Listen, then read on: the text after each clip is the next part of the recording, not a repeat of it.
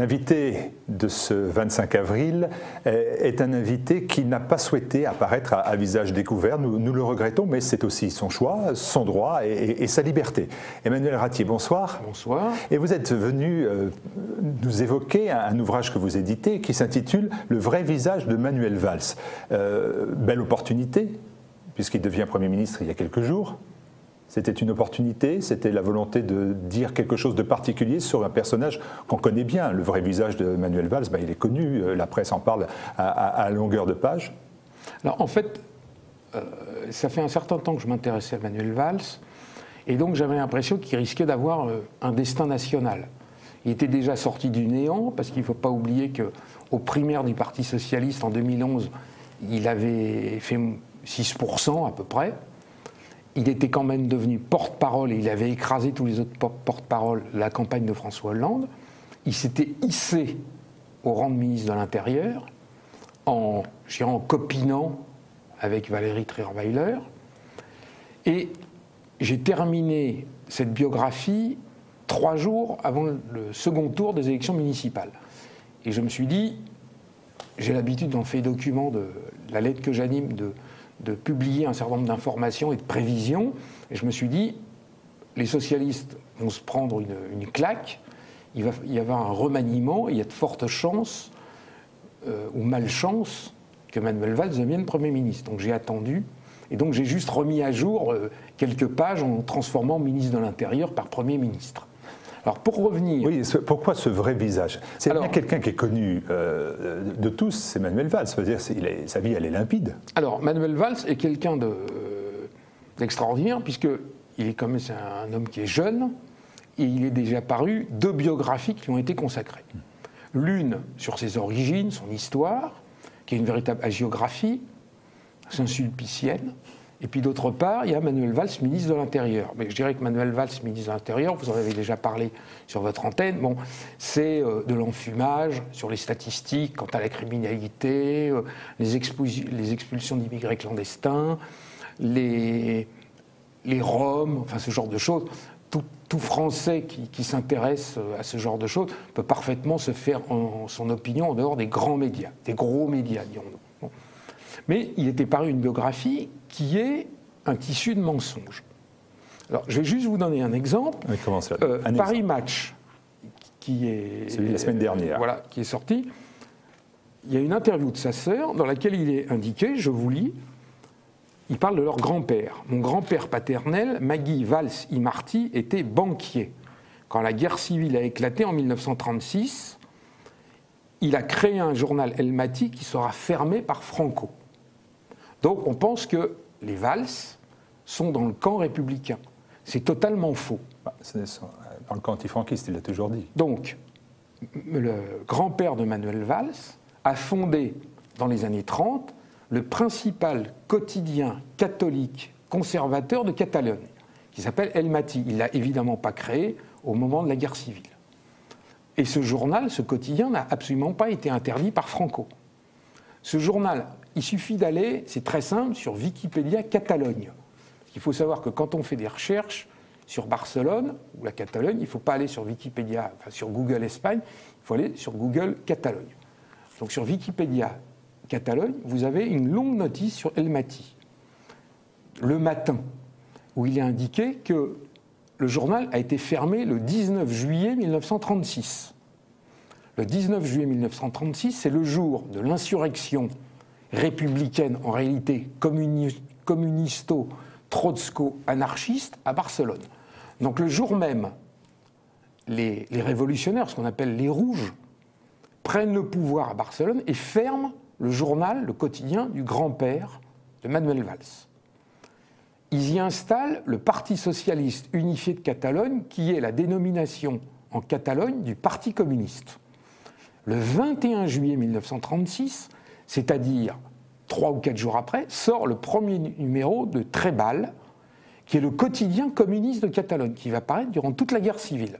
Donc inutile de vous dire que, contrairement à ce que dit la sœur de Manuel Valls, qui participe à cette espèce de légende, ce mythe qui est créé, ce journal n'a pas été fermé par Franco, il a été fermé par les communistes. Bon, on a un problème de date. J'entends bien Emmanuel Ratier, mais enfin, vous ne pouvez pas dire que la famille Valls n'est pas une famille qui a lutté contre le franquisme. Non, la famille de son Manuel, père, tout au moins. La famille de Manuel Valls n'a absolument pas lutté contre le franquisme. Le père de Manuel Valls, qui s'appelle Xavier Valls, a été peintre et il a travaillé très longuement en France. Xavier Valls a publié des mémoires qui s'appellent La boîte de Pandore, qui sont parus exclusivement en catalan. Donc inutile de vous dire que ce n'est pas un ouvrage qui était lu en France. Je l'ai retrouvé, cet ouvrage, publié à très petit tirage en Catalogne. Xavier Valls, ça recoupe toutes sortes de témoignages.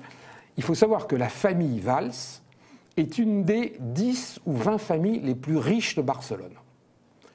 On vous dit incidemment, parce que c'est comme dans la géographie qui est parue, on vous dit « mon grand-père paternel était banquier ». Il faut savoir que la banque Valls i Martí, puisque en Catalogne, on a le nom de la mère et le nom du père, la banque Valls existe toujours à Barcelone. C'est une banque très importante. Il y a des photos que les auditeurs pourront regarder, et donc la banque existe. Son père, c'est une famille richissime, avec une immense propriété, des jardins qui peuvent faire concurrence au Trianon. C'est une famille richissime, ça n'a absolument rien à voir. Ce n'est pas un pauvre immigré antifranquiste, ça n'a rien à voir. Donc, dans ses mémoires, recoupant un certain nombre de témoignages qui sont parus, la famille de Valls, donc, qui sont des gens extrêmement pieux, habite juste à côté de l'église Saint-Jean, qui va être brûlée par la fédération anarchiste. Les prêtres de cette église et la famille Valls assistent à la messe privée pour la famille Valls le jour même de l'insurrection. Le jour même de l'insurrection, il semble très bien que ça tourne mal. Donc inutile de vous dire que la famille Valls, donc, qui a déjà été expulsée de leur journal, est sur la liste des suspects, ils risquent d'être fusillés. Les prêtres leur demandent de cacher les ornements d'église, le trésor de l'église. Le père de Manuel Valls, qui a 12 ans à l'époque, va transporter le ciboire avec les hosties consacrées. Il raconte dans ses mémoires que ce ciboire va être caché dans une armoire devant laquelle va être installé un miroir. Et que durant toute la guerre civile, chaque fois qu'ils vont passer devant ce miroir, toute la famille effectue une génuflexion. Ce sont évidemment des révolutionnaires républicains. Vous le pensez bien, c'est de l'ironie ce que je dis. Ils cachent les biens de l'Église, c'est-à-dire qu'ils vont cacher au fond d'un puits l'or et l'argent. Quand vous lisez les mémoires du père de Manuel Valls, il est indiqué qu'il parle du trésor d'Ali Baba et qu'il y avait tellement d'or et d'argent au fond du puits où il l'avait descendu que le frère de son père est obligé de descendre au fond du puits pour mettre des bâches par-dessus parce qu'on voit l'or et l'argent qui se reflètent dans l'eau. Donc bien évidemment, je ne dis pas que ce sont des pro-franquistes. Ce sont des anti-guerre civile, des anti-républicains, des anti-communistes, des anti-anarchistes.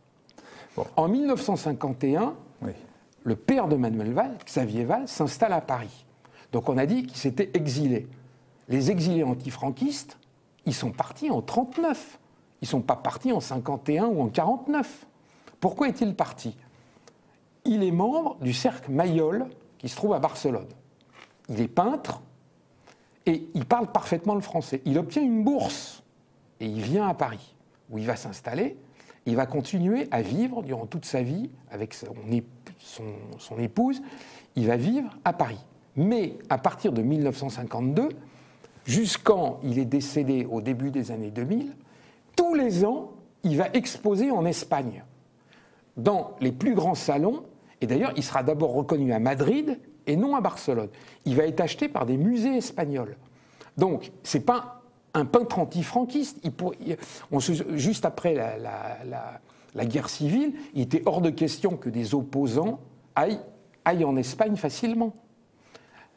Ils vont acheter une propriété où ils vont passer tous les étés, ils vont passer Noël. Ils vont passer d'autres périodes de l'année. C'est ce qui explique, par exemple, que Manuel Valls, au tout début des années 60, soit né en Espagne.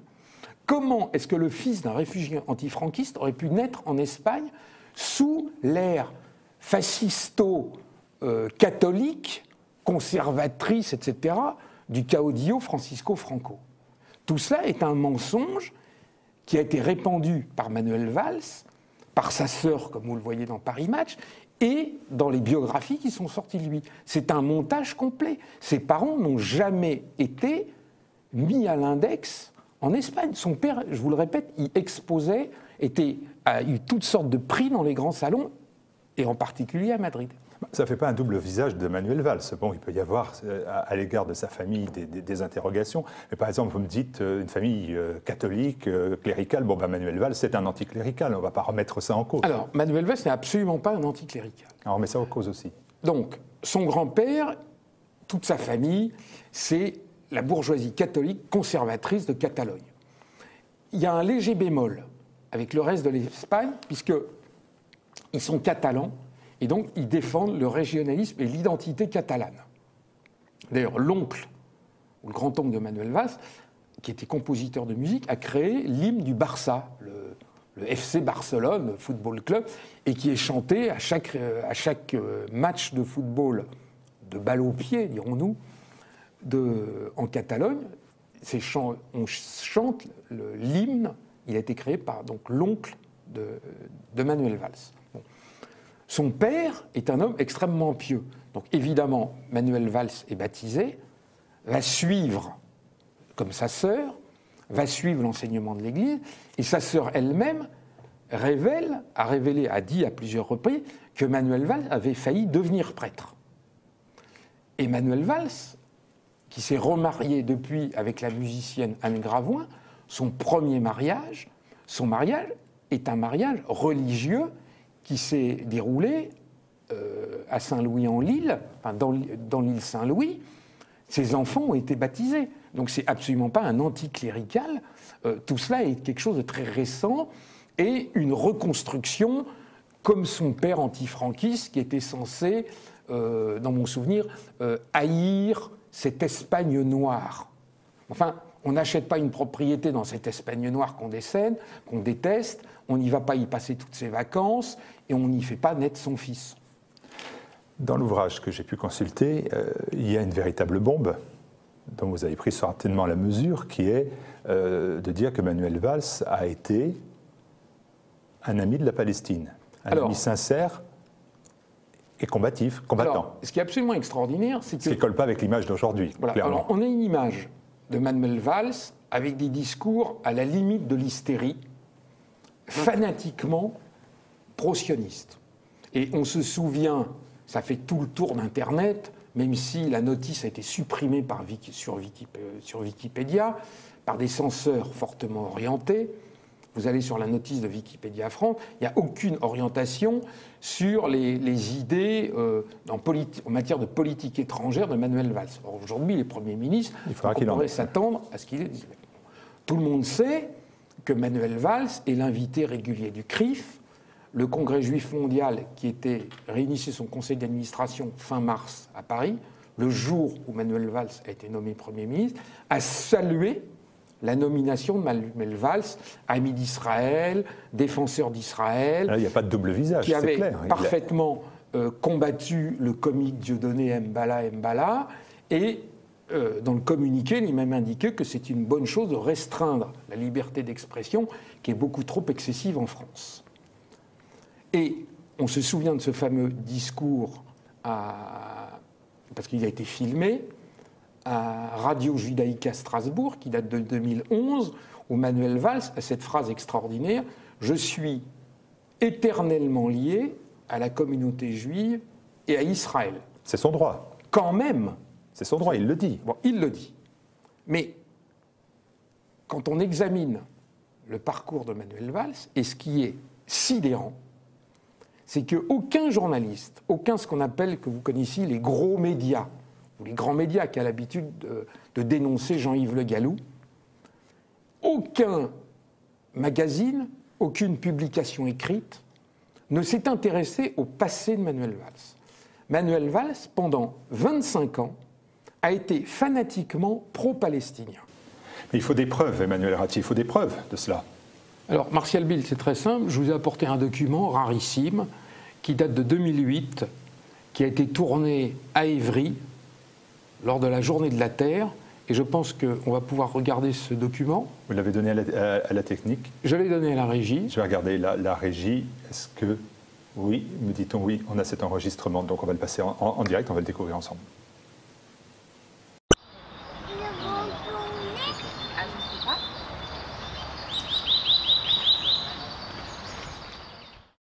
Des élus communistes, nous nous trouvons aujourd'hui, donc samedi 11 avril, au parc Coquibus, pour planter l'arbre de paix, symbole de toutes ces aspirations à une paix mondiale. C'est donc l'olivier.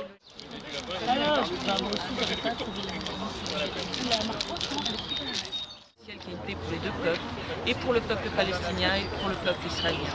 Et cette paix, elle ne passera que par la libération de la Palestine, par la fin de l'occupation de la Palestine et par la création d'un État palestinien selon les résolutions de l'ONU.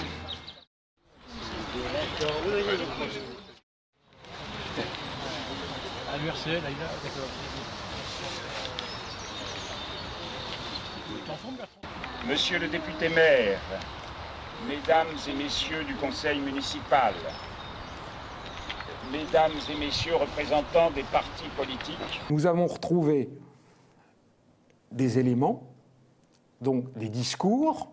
Manuel Valls, par exemple, en 2002, prend la parole à un meeting à la Mutualité organisé non pas par le Parti socialiste ou des gens comme ça, mais par l'Association de solidarité franco-palestinienne. C'est l'unique député socialiste présent. Et il voisine avec des membres de la Ligue des droits de l'homme, des militants palestiniens, des militants communistes, des militants trotskistes. À l'époque, peut-être qu'une vidéo a été prise, nous ne l'avons pas retrouvée. En revanche, une mince plaquette reprenant les discours a été tirée à 200 exemplaires.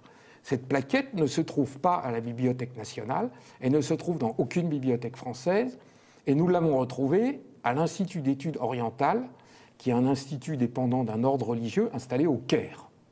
Donc nous publions dans Le vrai visage de Manuel Valls l'intégralité de ce discours. C'est un discours sidérant, parce qu'il attaque Ariel Sharon, il attaque la politique de colonisation, il attaque Israël, il attaque... Enfin, c'est un plaidoyer pro-palestinien. Donc il y a toute une série d'éléments. En 2006, ça s'était déjà produit en 1999, quand c'était Évry Ville Nouvelle. En 2006, il renouvelle, parce qu'Évry est devenu une véritable commune, il renouvelle le jumelage de la ville d'Évry avec le camp palestinien de Khan Younes, qui se trouve à l'intérieur de la bande de Gaza. Ça, c'est facilement vérifiable, ça. Eh bien, dans le vrai visage de Manuel Valls, nous publions le discours de Manuel Valls, les photos où Manuel Valls est en présence du délégué de la Palestine en France sur fond de drapeau palestinien. On croirait, ça n'est pas un sosie, c'est réellement Manuel Valls qui parle. Nous reproduisons un certain nombre de discours, notamment qu'il a tenus, puisqu'ils étaient jumelés avec le camp de Khan Younes, ils accueillent chaque été des jeunes palestiniens et, comme vos téléspectateurs vont pouvoir le voir, Manuel Valls dit « Nous, combattants de la cause palestinienne ». Enfin, c'est en substance. Voilà. Vous avez la plus grande manifestation de France en faveur de la Palestine, s'appelle 6 heures pour la Palestine, puis 8 heures pour la Palestine. Pratiquement tous les ans, jusqu'en 2009, Manuel Valls prend la parole chaque année. Les réunions se déroulent à l'intérieur de la mairie d'Évry, qui met ses locaux à la disposition d'Évry-Palestine, qui est subventionnée par la mairie d'Évry. Et pour couronner le bouquet, pourrait-on dire, puisque vous avez un homme, d'une certaine manière, c'est très à la mode, bipolaire aujourd'hui. Vous avez donc un homme qui dit qu'il est éternellement lié à Israël, c'est-à-dire éternellement, c'est-à-dire après la mort, pour l'éternité. Et en même temps, comme vous pouvez le voir sur ces images, vous avez Manuel Valls, donc en 2008, lors de la Journée de la Terre, qui plante un olivier pour la Palestine, qui est prononce un discours sidérant dans lequel il attaque, il parle du mur de la honte, qui est le mur construit par les Israéliens pour se séparer des territoires palestiniens. Il parle de ce peuple écrasé, de ce peuple qui ne peut que se révolter, que ce peuple dont on détruit la culture, et il plaide en faveur d'un État palestinien. Donc c'est pour ça que ça serait peut-être trop dire de dire que le Premier ministre actuel est un menteur, est un truqueur. Mais en tout cas, je dirais que c'est un homme qui présente un double visage, et il me paraissait essentiel de présenter ce vrai visage. Ah, vous êtes un éditeur, vous êtes entouré d'avocats, vous avez l'idée que ça peut quand même être l'effet d'une bombe. Quand c'est l'effet d'une bombe, il peut y avoir des ripostes. Je dirais que c'est une bombe pacifique. Une bombe pacifique. Voilà. C'est le terroriste de l'encrier, si vous voulez. Hein. C'est quelque chose que... Je répète, les documents, j'ai l'habitude, je publie une lettre qui s'appelle « Faits et documents ». Dans cet ouvrage, le vrai visage de Manuel Valls, et dans les images que vous montrez à vos auditeurs, à vos téléspectateurs, tout est vérifiable. Ça n'est pas un sosie de Manuel Valls qui est en train de prononcer un discours en faveur de la Palestine. Ça n'est pas un acteur de cinéma qui est en train de planter un olivier pour la Palestine. Ça n'est pas un homme de théâtre qui est en train de jumeler sa ville avec un camp palestinien. Et pourtant, c'est le même homme qui est pratiquement tous les 15 jours à une réunion du CRIF, à une réunion du comité de l'AJC, l'American Jewish Committee, qui est l'invité d'honneur du CRIF Rhône-Alpes, qui est invité de l'UEJF, etc., etc. Je pense que Manuel Valls est un homme qui a réellement un double visage, et je ne sais pas lequel est le vrai. C'est-à-dire que on pourrait dire que Manuel Valls dit oui un jour, non le lendemain, il dit blanc un jour, il dit noir le lendemain, un jour il est en faveur des victimes, et le lendemain il est en faveur des bourreaux. Je suis incapable de trancher entre ces deux positions, mais on peut réellement considérer que Manuel Valls est un homme pétri de contradictions. Et est-ce que vous en tirez une conclusion politique? Vous publiez ce livre pour que, bien évidemment, on parle de Manuel Valls. Est-ce que vous considérez que, dans les conditions actuelles, il devrait démissionner? Est-ce qu'il devrait s'effacer? Ou dire la vérité aux Français? Alors, ce que je crois, c'est que vous serez sans doute la seule télévision à accepter de m'inviter. Je pense on est là pour ça, c'est notre mission. Je pense qu'il va y avoir un effet de buzz important sur Internet. Je n'attends absolument rien des gros médias, des télévisions officielles, et je crois que, comme vous l'avez parfaitement compris en créant cette télévision, la vérité viendra d'ailleurs et d'autres choses, et que nous sommes en train de créer une contre-société sans être des marginaux, de manière à montrer que les grands médias vous mentent. Parce que ce que j'ai trouvé là, n'importe qui pouvait le trouver. Et je pense que des centaines de journalistes le savent et se sont toujours tus parce qu'ils participent au système et vous et moi, nous n'appartenons pas au système. Grâce à Dieu. Merci Emmanuel Ratier. Et pour commander cet ouvrage, il faut aller sur le site internet vraivisagemanuelvalls.com. En un seul mot, vraivisagemanuelvalls.com. C'est très exact. Voilà, c'était Emmanuel Ratier, éditeur donc du vrai visage de Manuel Valls. Merci.